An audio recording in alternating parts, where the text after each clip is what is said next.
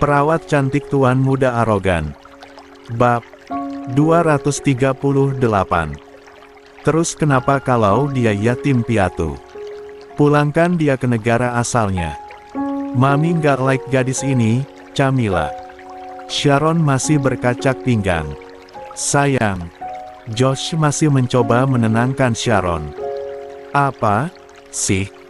Kenapa kamu bisa setenang ini? Anak gadismu ternyata sesama penyuka jenis. Hardik Sharon pada Josh. Josh menghela napas pasrah. Sharon heran melihat Josh yang tampak tidak terkejut mengetahui Camilla membawa teman perempuannya. Apa kau sudah tahu sebelumnya? Selidik Sharon curiga. Josh tampak gugup. Dia sangat mencintai Sharon dan nyaris tidak bisa berbohong di depan istrinya itu. 4 tahun lalu Mami masih memaklumi kamu enggan menikah karena prinsip child free yang kamu anut, Camilla. Tapi kenapa sekarang hidupmu semakin kacau? Sharon mendelik sempurna pada Camilla. Mommy, please, jangan marah-marah dulu. Gimana Mami nggak marah-marah? Kamu datang-datang bawa kekasih nggak jelas seperti ini. Tunjuk Sharon pada Bitri yang hanya bisa menunduk karena sejak awal dia merasa hubungannya dengan Camilla tidak akan disetujui. Ya Allah, ya Tuhan. Maafkan aku telah gagal mendidik anakku. Pa, maafin Sal. Dane masih tidak bisa berkata apa-apa. Kejutan dari Camilla benar-benar kejutan yang di luar dugaan. Dia berpikir Camilla akan membawa teman pria bule sebagai tanda jika paham child free yang dia anut sudah usai. Tapi ternyata kejutan Camilla sungguh mencengangkan. Tak ada apapun yang diharapkan di rumah ini. Mami, Oma dan Opa tidak menerima kalian. Sana, angkat kaki lagi dari rumah ini. Ancam Sharon. Camilla melihat prihatin pada Bitri. Gadis pendiam yang dipacarinya selama 2 tahun ini. Papi. Lirih suara Camilla ingin mendengar pembelaan dari Josh. Sorry, dear. That can defend you. Josh berkata pelan. Camilla merasa frustasi. Dia menoleh ke arah Albert, berharap Albert bisa membela dirinya. Namun Albert sendiri hanya mengedikkan bahu. Oh, I'm going crazy. Gumam Camilla. It's okay. Already knew this will be happen. So, it's better for me to return to my country right now. Bitri berdiri tapi dicegah oleh Camilla. Why? Sudah biarkan dia pergi, Camilla. Dia sudah sadar jika keberadaannya tidak diterima di rumah ini. Ujar Sharon cepat. Sungguh Sharon sangat malu pada Dane dan Eric juga Albert dan Brianna. Jika anak Lanita Azalea Cici, Dora dan Rangga sangat bisa dibanggakan. Kenapa anaknya sendiri benar-benar mempermalukannya?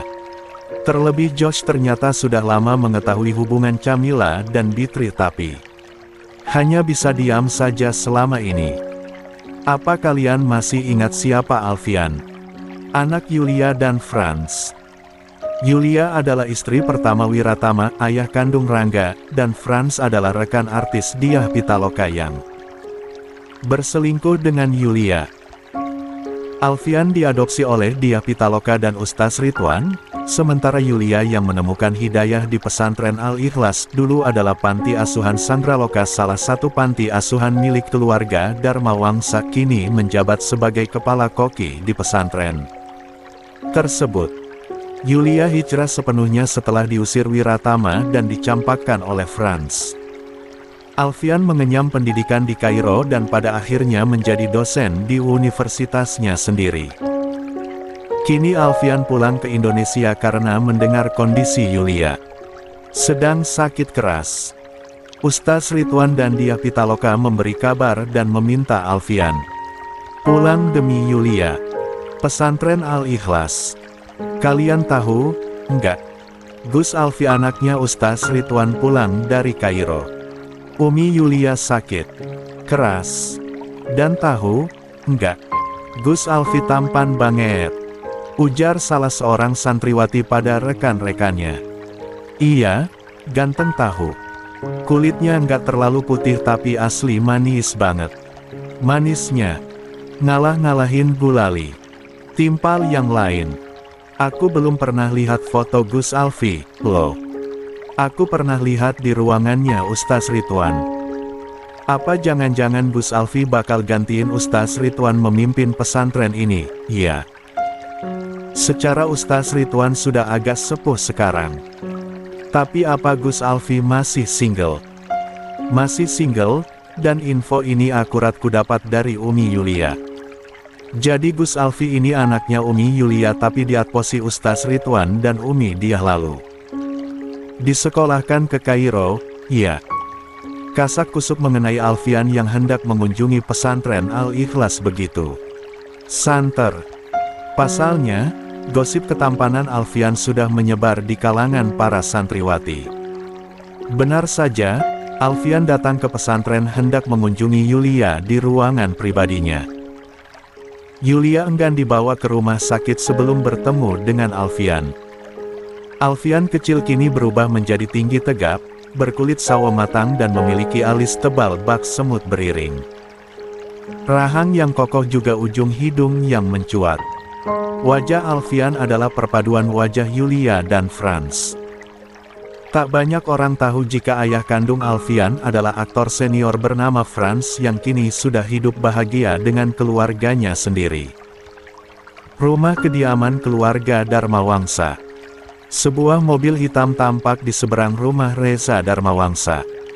Seorang lelaki mengenakan kacamata hitam mengintai rumah Reza. Hingga lelaki itu menegaskan pandangan tak kala Weli berjalan santai keluar gerbang diikuti oleh orang tua kardusnya. Weli menyalami Sanifa dan suaminya, berpamitan hendak berangkat sekolah. Lelaki itu melihat Weli naik mobil yang sudah berada di depan gerbang dan melambai pada kedua orang tuanya. Aku kehilangan jejak orang yang mengambil anak lelaki haram itu dan ternyata mereka tinggal di istana ini. Kenapa mereka bisa ikut berakhir tinggal dengan keluarga kaya raya? Beruntung sekali mereka. Terlebih anak haram itu. Gumam sang lelaki yang berada di mobil hitam tersebut. Sanipa dan Bansal, orang tua kardus Weli kini tampak bersih dan terawat. Mereka memang diminta tinggal selamanya di rumah Darmawangsa oleh Reza. Pagi itu keduanya berjalan santai di taman komplek perumahan mewah tempat tinggal Reza. Weli tumbuh dengan baik di keluarga Tuan Reza, aku senang, ujar Bansal. Sanipa tersenyum seraya menerawang. Siapa sangka, Pak, kita yang dulunya pemulung, bisa tinggal di rumah mewah nan megah. Sedikit pun aku tidak pernah bermimpi. Sepasang suami istri itu duduk di kursi taman yang menghadap ke arah telaga. Pagi yang sedikit mendung, udara pun sangat dingin. Sanipa menjatuhkan kepalanya di bahu Bansal. Tak pernah terbayangkan pagi hari kita bisa bersantai seperti ini, Pak. Ibu bahagia bertemu keluarga sebaik keluarga Darmawangsa. Bansal, suami Sanipa yang sudah tampak renta itu mengusap bahu istrinya dengan jemari tangan yang sedikit gemetar. Tanpa diketahui keduanya jika seseorang sejak tadi membuntuti mereka. Benar, mereka adalah pemulung yang memungut anak haram itu. Batin seorang lelaki yang pura-pura membaca koran di kursi taman sebelah kursi tempat Sanipa dan Bansal duduk. Karena merasa yakin dengan penglihatannya, lelaki itu memilih pergi lalu mengemudikan mobilnya menuju rumah sakit jiwa. Farhat, nama lelaki yang beberapa hari ini mengintai Sanipa dan Bansal menuju kamar salah satu pasien rumah sakit jiwa abadi. Dia melihat ke jendela kamar. Tampak sosok perempuan dengan daster warna peach sedang duduk di depan jendela. Dia sedang memilin-milin rambutnya yang panjang terurai, sesekali dia tersenyum tapi pandangannya kosong. Pak Farhat, Ibu Diana baru saja selesai makan. Saya mau membawanya ke taman. Bapak mau menemani? Tanya Suster Erin. Farhat mengangguk. Suster Erin membuka kunci kamar Diana dan membawa Diana keluar. Di taman yang berada di tengah-tengah gedung RSJ Abadi itu Farhat menuntun Diana. Dan membimbingnya duduk di salah satu kursi kayu. Dek, ini Mas. Mas baru saja menemukan kembali seseorang yang sejak dulu memungut. Keponakanku, lirih suara Farhat. Diana diam saja. Dia menggoyang-goyangkan kedua kakinya dan memiringkan kepala. Farhat membelai kepala Diana. Kapan kamu sembuh, Dek? Bisik Farhat lirih. Tak lama muncul seorang pasien perempuan menggendong boneka bayi lewat di depan. Diana dan Farhat. Seketika Diana berdiri dengan kedua mata melotot sempurna lalu merebut boneka bayi. Dan membuangnya jauh. Pasien yang boneka bayinya direbut tentu saja tak terima. Dia menjambak rambut Diana dengan ganas. Kedua pasien perempuan rumah sakit jiwa itu saling jambak dan berteriak histeris. Anak haram, harus dibuang. Pekik Diana. Dia anakku, anakku. Dia bukan anak haram. Jerit pasien satunya. Tidak, anak itu anak haram. Tenaga Diana lebih kuat dan ganas. Farhat berusaha memisahkan adiknya Diana dengan pasien perempuan itu. Untung saja beberapa tenaga medis muncul membantu memisahkan dan menenangkan kedua pasien perempuan tersebut. Dek, adek. Farhat mendekap Diana yang menjerit histeris. Pedih hatinya melihat sang adik yang sampai saat ini masih belum jua sembuh dari trauma masa lalu yang sangat memilukan. Diana terus menjerit memukuli perutnya sendiri. Aku tak mau melahirkan anak ini, tidak mau. Jerit Diana. Farhat memeluk erat Diana. Tapi beberapa tenaga medis mengambil alih dan memegangi Diana lalu membopongnya masuk kamar. Diana selalu saja histeris jika melihat pasien lain yang menggendong boneka bayi. Suster Erin menyuntikkan obat penenang karena tenaga Diana begitu powerful. Kedua, matanya memerah dan jeritannya memekakkan telinga. Farhat teramat prihatin melihat kondisi sang adik. Dia meninju dinding kamar Diana berkali-kali. Beberapa menit kemudian Diana mulai lemah dan tenang. Farhat duduk dengan penuh perhatian seraya menggenggam tangan Diana. Setengah jam kemudian Farhat meninggalkan Diana yang sudah tertidur pulas. Wajahnya begitu sedih melihat kondisi adiknya yang tak kunjung sembuh. Farhat mengemudikan mobil, kali ini dia menuju sebuah lapas, dia hendak mengunjungi seseorang. Ruang kunjungan lapas. Farhat mengunjungi Gerhana, suami Diana. Gerhana berada di balik jeruji besi karena menjadi pelaku pembunuhan. Bagaimana kabar istriku Diana? Tanya Gerhana tampak sendu. Farhat menghela napas dalam dan panjang. Dulu, Gerhana adalah lelaki tampan dengan kulit putih bersih.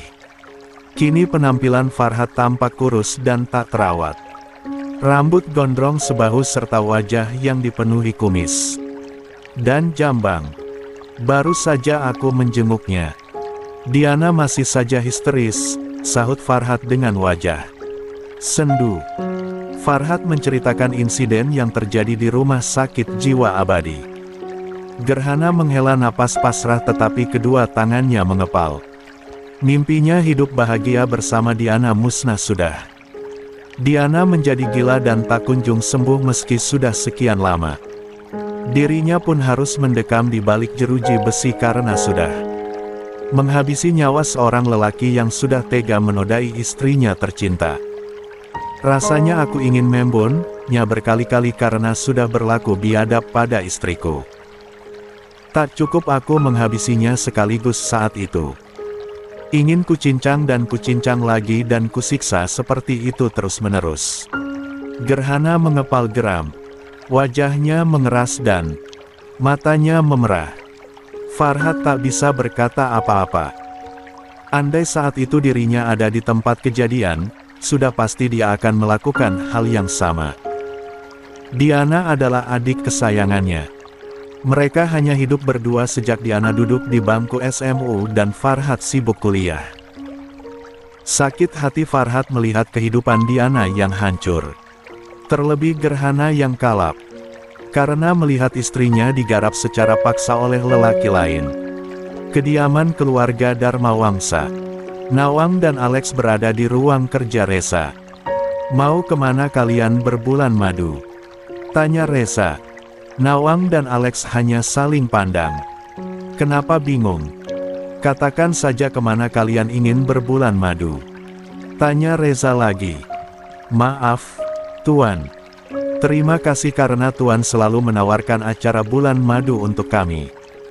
Tapi saat ini kami sedang memikirkan hal lain," sahut Alex hati-hati. Reza mengalihkan perhatiannya dari layar tablet. "Kalian sedang memikirkan apa?" tanya Reza.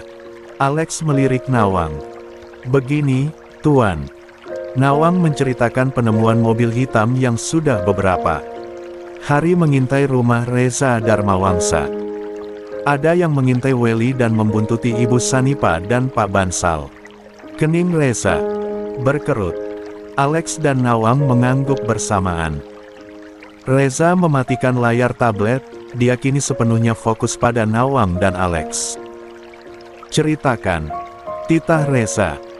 Nawang dan Alex pun menceritakan kegiatannya membuntuti Farhat sejak lelaki itu bersikap mencurigakan pada Sanipa dan Bansal. Rumah sakit jiwa abadi, lapas. Apa ada keterkaitan antara Bu Sanipa dan Pak Bansal dengan kedua tempat yang lelaki itu kunjungi? Gumam Reza. "Saya kira ada, Tuan. Sepertinya hal ini berhubungan dengan identitas dan Welly," sahut Alex yang nalurinya jarang meleset. Reza menatap lekat kedua junior Susana itu. "Kalian mau mengusut tuntas hal mencurigakan ini?" Alex dan Reza mengangguk bersamaan. "Sepertinya kami harus mencari tahu lebih dalam. Baru setelah itu memikirkan acara bulan madu. Kami berdua merasa penasaran, Tuan." 1. Alex menggosok tengkuknya dengan telapak tangan. Reza manggut-manggut. "Baiklah, tetap hati-hati. Aku memberi kuasa penuh untuk menuntaskan rasa curiga kalian. Semoga memang ini adalah titik terang mengenai identitas Welly." Sharon datang ke rumah Lanita Azalea seraya misu-misu. Rambutnya yang dicat pirang itu tampak kusut, riasan wajahnya pun tak keruan bentuknya. "Kau kenapa? Datang-datang kok kusut begitu? Bukankah senang Camilla datang?" tanya. Lanita santai seraya menyirami bunga-bunga yang ada di taman. "Sudah kuusir lagi anak tak tahu didik itu," sumut Sharon. Lanita menoleh. "Ada apa dengan Camilla?" tanya Lani. "Kalau kuceritakan apa kau akan percaya? Di matamu Camilla adalah gadis sukses yang menjaga dirinya di luar negeri sejak usia dini." Sharon cemberut. Lanita meletakkan selang air dengan asal, dia mendekat pada Sharon. "Ada apa? Ceritalah." Sharon diam saja. "Camilla kenapa, Sa? Baru juga datang kenapa kau usir lagi?" "Dia belok, Lan. Belok. Beloknya jauh melewati bukit dan lembah bahkan jurang terjal." Sedih wajah Sharon. Dia hendak menitikkan air mata tapi ditahannya. "Belok? Maksudmu belok?" Lani mengerutkan kening karena masih tak mengerti maksud Sharon. Sharon bersender pada tali ayunan dengan wajah pasrah. Lalu dia menceritakan apa yang terjadi dengan Camilla. "Ya Allah, ya Tuhan!" desis Lanita terkejut setelah mendengar cerita Sharon. "Terus di mana mereka sekarang? Sungguh kau usir siapa tadi namanya?" "Beatrice. Untung gadis bule itu tahu diri, dia memaksa pergi meski Camilla memohon padanya," sahut Sharon. "Jadi dia sudah pergi dari rumah?" "Ya. Dan Camilla? Kukurung dia di gudang." Sharon memutar bola mata malas. Lanita menggigit bibir bawahnya. Bagaimana reaksi Mama dan yang lainnya? Ya kaget, Lani. Tak ada seorang pun yang setuju. Tapi Mama lebih terkejut lagi karena selama ini Josh tahu bagaimana Camilla di sana. Dia sudah lama tahu jika anak gadis satu-satunya mengalami kelainan orientasi seksual. Masa iya buah kesemek makan buah? Kesemek? Mana enak? Gerutu Sharon. Lanita manggut-manggut setuju, dia lupa selang airnya terus mengucurkan air ke sembarang arah. Baku si nyonya lamun keur nyebor. Remen pisan pohoan, keh tungtungna banjir. Sri muncul dan menggerutu seraya mengambil selang air. Ya ampun, Sri. Aku lupa. Pekik Lani. Ah, sudah biasa memang. Sahut Sri melanjutkan kegiatan Lani menyiram tanaman. Jadi gimana? Tanya Lani kembali fokus pada Sharon. Ya nggak gimana-gimana. Aku pusing dengar Camilla teriak-teriak di kamar gudang. Ku tinggal saja kemari dan ku bawa dompetnya. Uang dan semua kartu-kartunya. Ku sembunyikan. Begitu juga dengan paspornya. Lanita mengusap wajah bingung. Tapi lalu ponselnya berdering. Wiratama menelepon. Halo, Assalamualaikum. Sapa Lani. Waalaikumsalam. Maaf aku harus mengabarkan kabar duka. Tadi aku menelepon Reza. Tapi tak kunjung diterima, mungkin sedang meeting, ucap Wiratama. Ada kabar duka apa? Tanya Lani. Yulia meninggal baru saja. Suara Wiratama lirih.